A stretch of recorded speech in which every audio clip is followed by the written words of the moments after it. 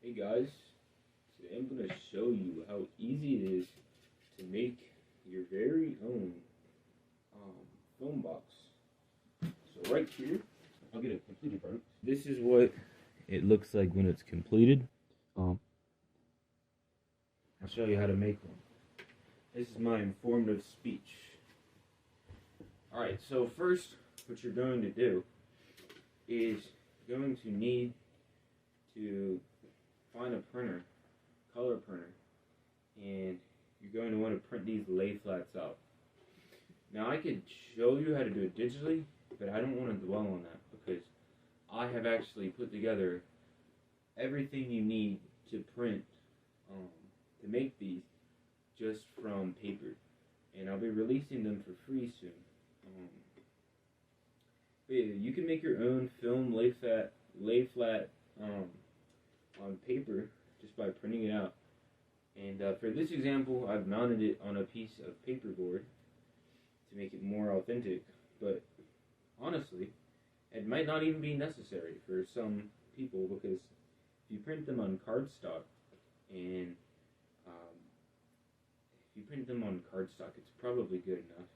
Because what I've found is that this stuff actually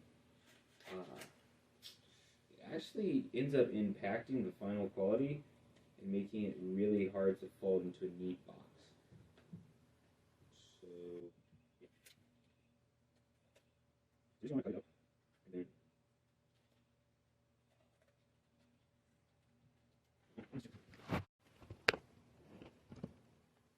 and then all right.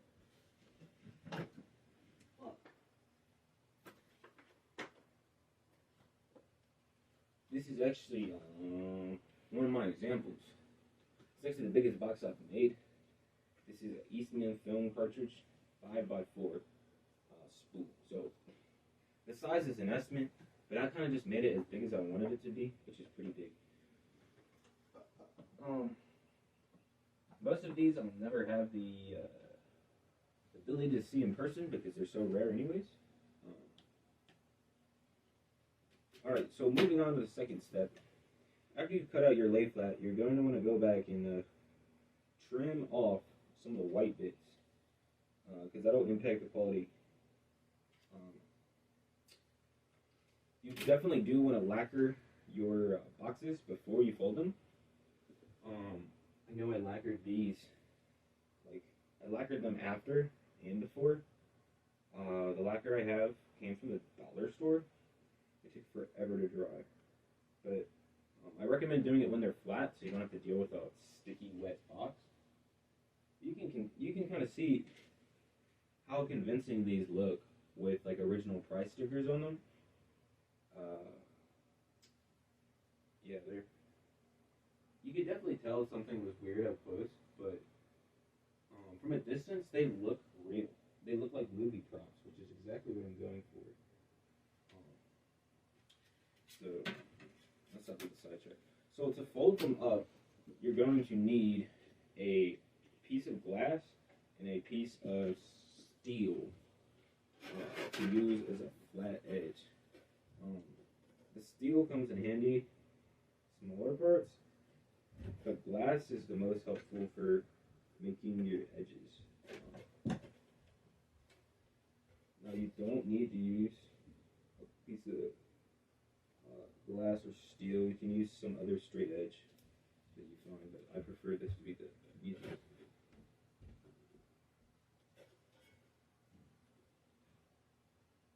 I also find it works the best.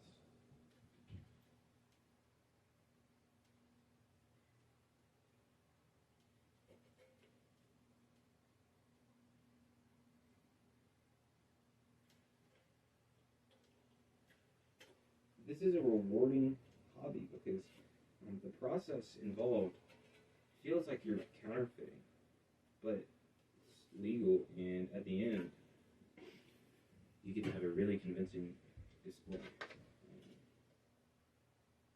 So here, I use the metal one. They work basically the same. I prefer the glass though because it helps you get better edges. The steel I used in the past, I guess, for more things like this. in there. Alright, so now you're just going to fold it up like this, and you'll be able to see that there's a flap almost on all of them, except for a few of the weird Soviet ones, that you will put some glue on here. Let me get some good glue.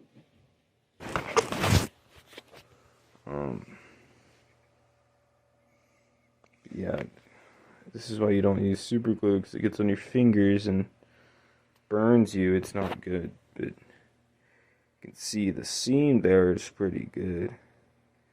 So now we're just gonna fold it up. Now the trick I learned to make the boxes fold right, glass on the floor.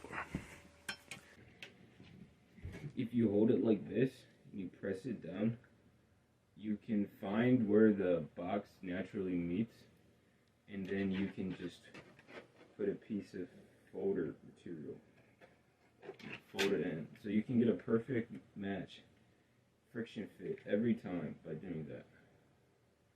And I think that's the most effective method available to getting the boxes, because all of these are hand cut. They aren't going to be all super accurate, so but it's just little tricks like that that help you make a finer product. See, like that fold right there is a little too early.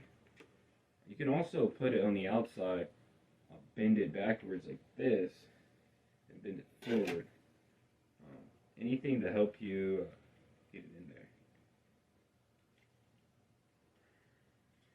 And don't be afraid to like press into the box. You are going to want to do some final pressing in it to make it look more natural and worn. Because, yeah. So, this is what we're left with. We have this example. See, this one is nicer because it's got some, got the clear coat on it.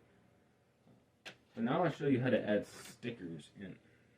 Man, that super glue really burned my skin.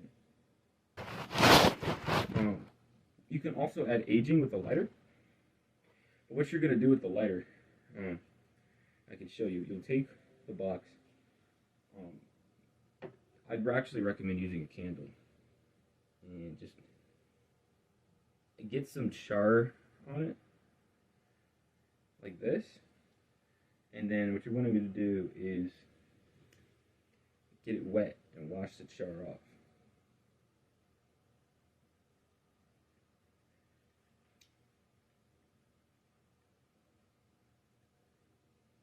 And then you get an aged look.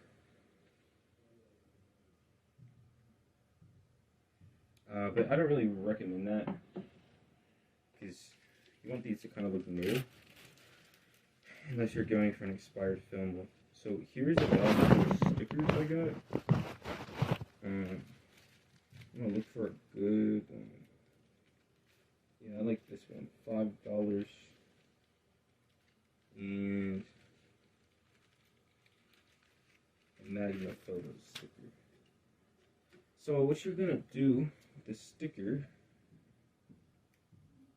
is, one, you can find some that fold over geometry like this. You just want to get glue, just smother it in glue. The glue clears dry, so it won't affect the final product.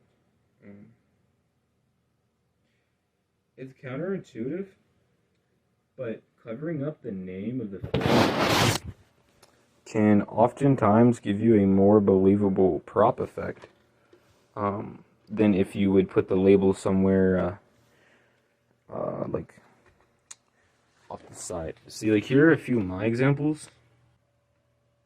There are a few of my examples. So you can see I've covered the AGFA logo with the price tag.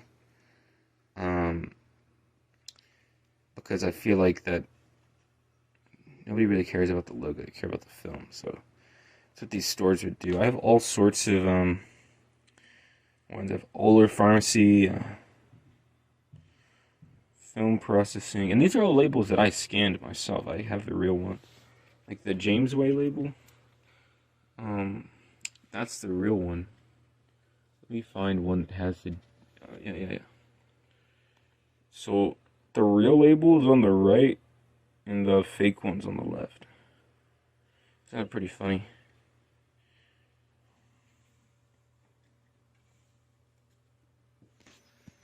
Alright, let's get back to this.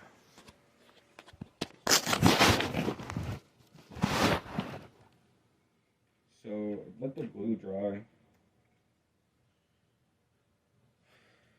Use scissors to clean up the stickers if they have marks on them, if they aren't even. I call them stickers, but they actually have no sticky on them. You just have to use glue. It would be a little smarter to use actual sticker paper, but I don't have money to go and buy that. I mean, there's probably some at Kroger, but this is sort of like a whim thing. So I'll put this over here.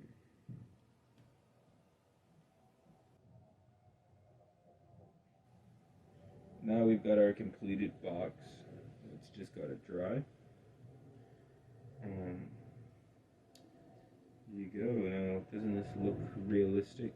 You probably wouldn't even be able to tell that this is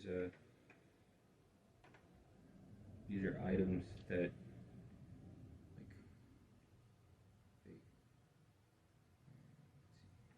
I like putting multiple price tags on them because that's what they did back in the day. They had products that didn't work, they would put multiple tags on them. I can show you a prime example, which is this one right here has 2 tags on it.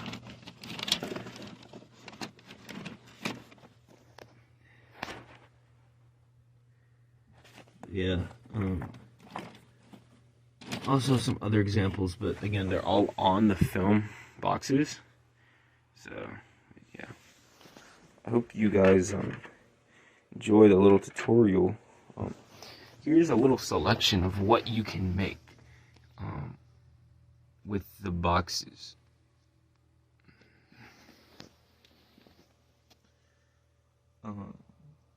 These are some that I made in the front.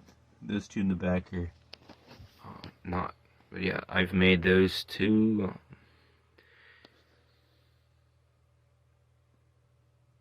Those are all ones that I made. Isn't that cool? Those 2. Made these 2.